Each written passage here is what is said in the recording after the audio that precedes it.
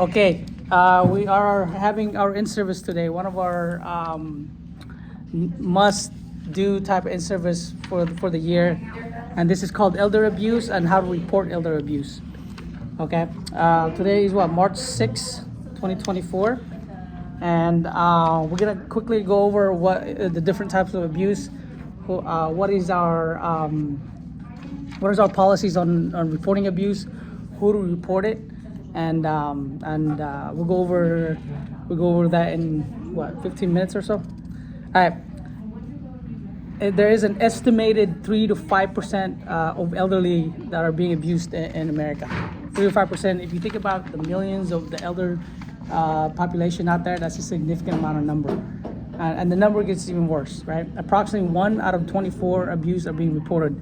So that means over 23 abuse out of the 24 is not being reported. So that's a lot. And this is gonna really blow your mind right here. In Orange County alone, right? In Orange County, there is approximately 3,000 abuse that's being reported every month in Orange County. 3,000 abuse, with the elderly, and that's 1 out of 24. If you times that by 24, that's 72,000 abuse that is potentially could be occurring in one county in America. Okay, so that makes it so significant in terms of us here as nurses to be able to say, hey, we're all mandated reporter, right? And there are repercussions, obviously, when we don't report these things, because the number speaks for itself. Over 72,000 abuse that are occurring in one county. Right? Granted, Orange County is a pretty big county, but that's a lot of abuse that's happening, and only 124 is being reported. Okay, so let's talk about the types of abuse, guys. Let's talk about types of abuse, because we want to be able to know what we're reporting and the types of abuse, right? Physical abuse is obviously at the very top. Okay. Emotional abuse is another one, right? Neglect, right? Neglect is when you're just forgetting, or not forgetting, but refusing or lacking or not providing the care that the resident need, whether you're neglecting food, whether you're neglecting the care of a wound, and that's the type of abuse. Sexual abuse, obviously, abandonment, financial abuse, that happens a lot at home. Now, elder abuse doesn't just happen here in skilled nursing and 65 and above type of age environment, but it could happen at the hospital, assisted living, at home, right? It's not specific to skilled nursing. Okay, what are signs of abuse? Withdrawn. Has trouble sleep. Has trouble sleeping is one of them, right? Seems depressed or confused. Weight loss for no reason, right? Display signs of trauma like rocking back and forth, and they're kind of just stuck in one place, and they're somnolent, and when you're talking to them, they're very scared. Acts agitated or violent sometimes. Becomes withdrawn. Yeah, that's the phrase I was looking for. Stops taking part in activities that he or she enjoys. Okay, has unexplained bruising, right? Burns or scars. Looks messy with unwashed hair or dirty clothes. Develops bed sores or other preventable conditions. The bed sores is one of those things where you can prevent it from happening. But if there's neglect there, you're not repositioning your patient, that can be considered an abuse. Okay.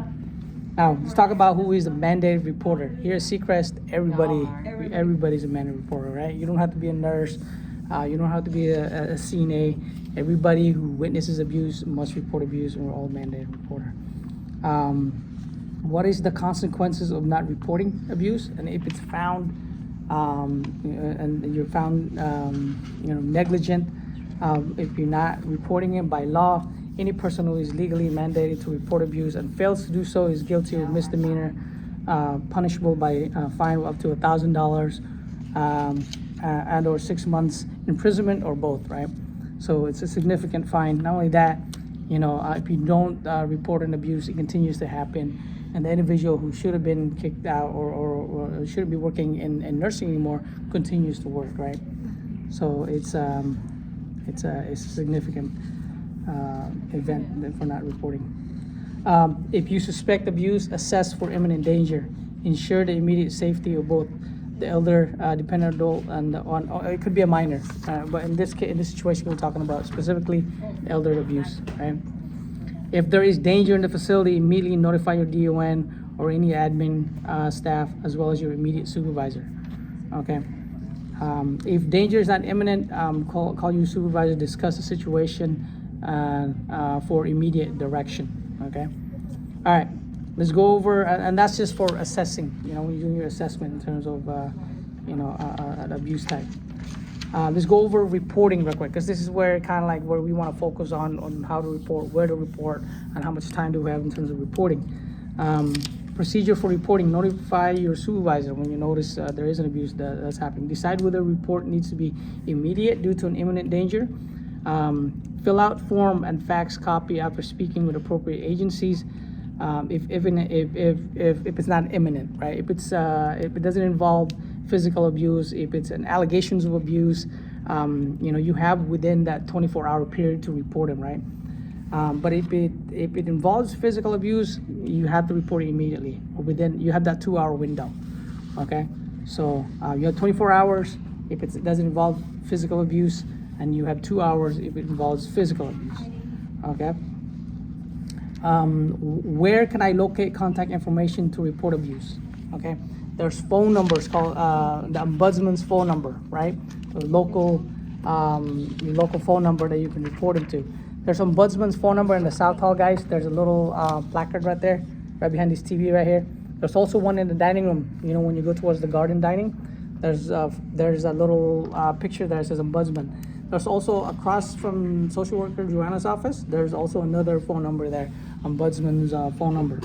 Okay, so know those things, because even the state, when they do the survey, they may ask you where's the phone number for ombudsman, or how do you report abuse, right? And so kind of know where those things are at.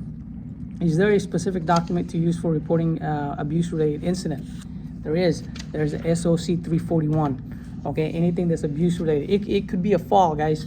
It could be a fall. And if the patient is sent out to the hospital and because they injured themselves, we're gonna have to fill out this form.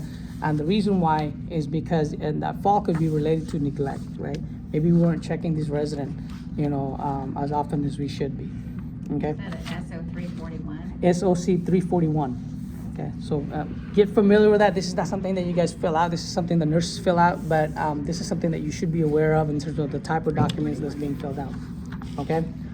Who and what does the ombudsman cover? Does anybody know what ombudsman? What's going on? I don't know. It covers abuse. Ombudsman. Okay.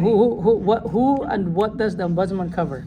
Ombudsman is trained to assist in resolving problems concerning resident rights, dietary concerns, legal concerns, financial problems, physical plan, quality care, medical care, abuse, pharmaceutical services, meaningful activities, regulatory agencies, personal dignity. It doesn't have to be just physical abuse or abuse, right? There's a whole host of things. If you're concerned about your resident, you can call the ombudsman. Just like, hey, you know what? I don't feel comfortable with what's going on here. Can you come by and take a look at this? And you can do it anonymously, So you can do that. And there's also these phone numbers right here, guys. There's the health department in here the local health department where you can call and fax. Any incident in terms of abuse, but also the ombudsman, right? And this is a rep right here, basically ombudsman, that she comes in once a month to kind of check up on us and see if we need anything. Okay. All right. Any questions on abuse? So you know the type of abuse, right? There's physical abuse. There's 6 type or 8 type that we just mentioned: emotional neglect, sexual, physical. There's financial. There's signs of abuse, obviously, that we talked about. There's a whole host that we talked about. Everybody's a mandated reporter. Who do you report to, right? There's ombudsman, there's the health department, but there's an immediate need to report or de-escalate the situation. Obviously, you're gonna talk to your immediate supervisor, right? In terms of de-escalating the situation, okay? And know that if you don't report the abuse at a specific time, you're gonna get a deficiency big time. Okay, so and there's specific timing for abuse. There's 2-hour period if it's physical. There's 24-hour period is the max for any kind of allegations of abuse. Okay, don't go for 2 or 3 days saying, okay, this patient told me that this is what's going on. Somebody touched me and this and that. Don't do that. Okay, but if you have to because you forgot or whatever, this is something you don't forget, by the way. Okay, if a patient is reporting you that somebody touched them in a certain way or whatever, you need to report that right away. Okay, but don't go on for days and then turn around and then report it. It's better to report it late than not reporting at all. Okay, and and we here at Seacrest we report everything and anything. Right now we have the state here, for a patient who reported that somebody did this and that, and she turned around and said, hey, you know what, I was having hallucinations. Regardless, that we still reported that. We did our investigations, right? That's really scary. We have to read that. So the state is here. They're looking at everything. They're looking at care plans. They're looking at, okay, so she reported that there was a man that touched her or whatever doing transfer. So what kind of intervention did we do? We talked about it in a meeting. We implemented female only. This is why when it says female only, it's female only. Okay, and she's looking at that schedule right now from the last 2 weeks, making sure that it's indeed female only. And then we have a care plan that was added on there. So when we put stuff on there, it's important to follow it, because when we do these things, when state comes in, we're following the rules basically and the regs. Not only that, you keep your patients safe, okay? And that's the most important part, okay? All right? Any questions on that? Any questions on that? Everybody's a mandate reporter. Make sure you're reporting it right away, obviously. And then don't forget that there's specific people that you need to inform in terms of, who to report. Yes, ma'am. Questions, comments. What happens if you see something happen? If you see something happening, Yeah, right in front of you, Should we stop it? Stop it, Yeah. separate it, depends on the patient to Some people patient don't, or when you ask them that, family, they're with, like, you know, patient or. Yeah. no, you need to move them away from the Yes. situation. yes, absolutely, A yeah. witness, a If- family And then member. you need to take that person outside and, Yeah. no, kidding. Now, so I'm not. So here's the thing, guys. If you can handle the situation and you feel like you're not gonna get hurt yourself, you can go ahead and help out, okay? And de-escalate it. Take the patient away, or take whoever. It doesn't have to be a patient. It could be a coworker. Take the individual away from the situation. But if it's a dangerous situation, obviously you want to get your supervisor in there to kind of help you out. What if Okay. a family member's forcing the loved one to eat? Like, come on, you could eat this. I've noticed that. Oh, like Yeah. pushing and shoving it in their mouth. Yeah, that was a while back, but I noticed the family member. Yeah, so you and wanna she kept talk to your saying- she kept saying, supervisors. No. So, come on, Mom, you're losing all that weight. Come on. Yeah. Yeah. You want to talk to your supervisors basically, and so Do that I? way we can communicate with And then have the her staff. Supervisor Or come with and the speak family. to the family member. Right.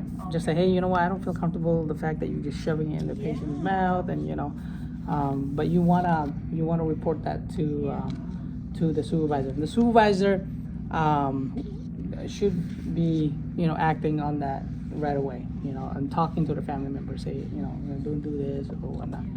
Okay, but there has to be an action right away.